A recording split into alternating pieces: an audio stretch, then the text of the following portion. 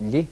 طب ما فربما احنا ممكن اللي يهتم بمشروعك ده اكتر رجل اعمال مثلا ممكن يعملوا. احنا شايفين في الفتره الاخيره ظاهره موجوده قوي اللي هي السمارت هوم او البيت الذكي.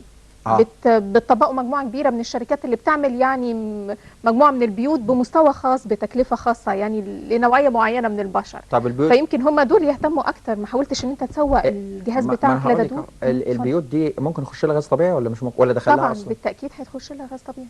طب لما البيوت دي تولع هنعمل مهم. ايه؟ مهم. نتيجه ان مفيش جهاز زي ده. في الحاله دي ممكن ال انا مش عارف انه شركه ولا انه وزاره هي اللي بتدخل الغاز الطبيعي عندنا في مصر. مم. الشركه دي بقى تقول لا طب احنا عايزين بقى حل. الحل ايه هو؟ لو فكروا علميا هيقول لك طب نجيب جهاز زي دوت يقفل لنا المحبس الرئيسي داخل للفيلا البيت. لما يكون في تسرب. وبعدين انت ممكن طفل صغير هو اللي يفتح البوتاجاز. ممكن. مم. الاجهزه اللي موجوده بتدي انذار وبتدي امر استعداد لطفايات الحريق وطفايات الميه. طب واحنا ليه ده كله والتكلفه دي ليه؟ طب ما يعني ما نقفل المحبس مش هيبقى فيه غاز. وبعدين احنا لو طفل هو اللي شغل البوتاجاز ايه اللي هيحصل؟ هيفضل يطلع غاز هيخنقه وهيعمل حريقه. انا نسيت اقول لك ان هو ما بيعملش وقايه للغاز بس، ده بيمنع الحريق كمان. شوفي المبدأ للجهاز هو بيمنع الحادث، مش بيعمل حمايه انذار للحادث لما يحدث ولا انذار، الحادث. لا ده هو بيمنعه. كله يعني كله بامر الله طبعا. لو اتكلمنا عن الاختراع الاخر اللي اعرفه ان انت عملت اختراع نافوره صديقه للبيئه. لا وكمان نافوره ليها وقيه للبيئه. نافوره وقيه للبيئه. بمعنى يعني ايه نافوره وقيه للبيئه؟ هو احنا بنشكي من ايه في الفتره الموجوده دلوقتي؟ التلوث البيئي. لا مش تلوث، ده التلوث ده معانا من زمان. بنشكي من الفيروسات اللي بقت منتشره جامد جدا. انفلونزا الطيور، انفلونزا الخنازير، وانفلونزا الصراصير، ده هتيجي بعدين. عايز اقول لك ان احنا ليه قاعدين ومستنيين لما الفيروس يجي لنا؟ انا اتصبت بالانفلونزا ديت اقعد ادور واجيب مواد، اجيب ادويه من بره والادويه دي تطلع وحشه وتجيب مش عارف ايه للناس. طب وليه ليه؟ ما بدل ما الفيروس ده يهاجمني ما انا هاجمه. هو ده المبدأ. انت هتسأليني ازاي يعني؟ الاختراع دوت هو الحمد لله اللي انا فزت بيه بمركز ثالث في بوخارست. مؤتمر ومعرض بوخارست الدولي.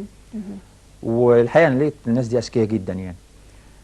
انا اقول لك بس عن الاختراع واقول لك عن الموضوع بتاعهم لان هم عندهم اختراعات قويه جدا برضه وليها اسبابها. الاختراع بتاعي ده هو عباره عن نافوره. يعني لو تخيلنا القرص ده في الاستوديو الجميل ده نافوره. النافوره دي منها نوعين، اوت دور وان دور. داخليه وخارجيه. الداخليه ممكن تتحط في الاستوديو هنا مثلا، وخارجيه ممكن تتحط في الميادين وفي الاماكن الكبيره. انا عملت على فكره منها 2 بس ده الكلام ده كان خارج مصر يعني.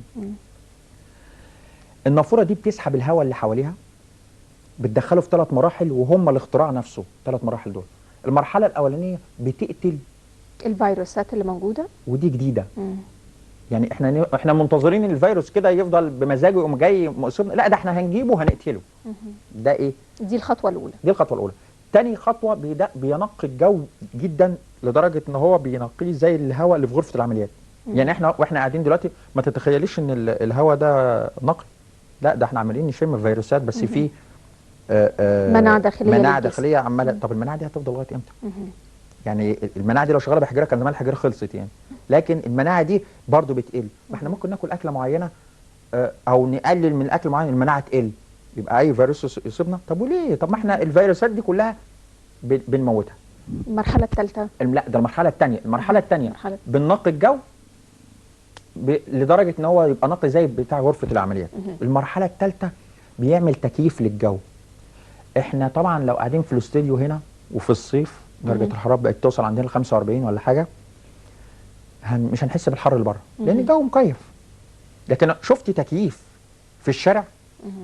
هو ده الموضوع. انت قاعده كده وفي النافوره دي كبيره طبعا في ميدان وفي كراسي حواليها، اللي قاعد بس قريب منها هو ده اللي بيحس بهواء بارد